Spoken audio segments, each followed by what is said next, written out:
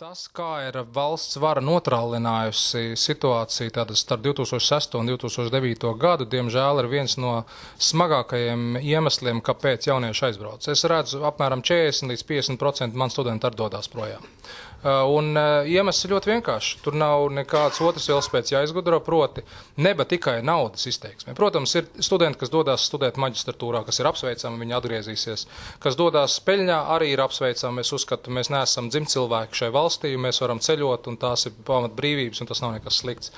Bet problēma ir šī vide, un ja šī vide ir stagnātiska, proti, ka tu redzi, ka darba vietā tev priekšnieki vērp intrigas, tikai tāpēc, lai saglabātu savu vietu, kura varbūt viņš nav īsti kvalificēts. Tad šī ir tā galvenā problēma, ir šī vide, un šo vidi var tikai labot, pieņemot šos likumus, kas padarītu vienādu spēles noteikumus pilnīgi visiem. No šiem tātad pirmais nulles deklarācija, par ko jaunais laiks un tagad vienotība ir uzstājusies un uzstāja, un kur ir bijusi problēma jau no 2002.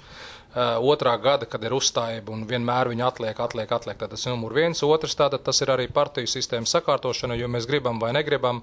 Mūsu tātad galvenais likumdevējs ir Saima. Saimā galvenie, kas nosaka politiku, ir Saima partijas, un ja partiju finansēšana nav sakārtota, tad tas nestrādā. No 1. janvāra viņas jāsāk finansēt. Un otrs arī, protams, partiju finansēšanas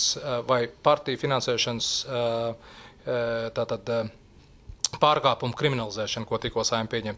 Tie ir vispozitīvākie lēmumi, kuri tātad radīs sistēmu, kuri neļaus šai sistēmai vairs varētu nosaukt korumpēties un palīdzēs līdz ar to arī radīt šo te vidi, lai jaunieši vēlētos palikt valstī.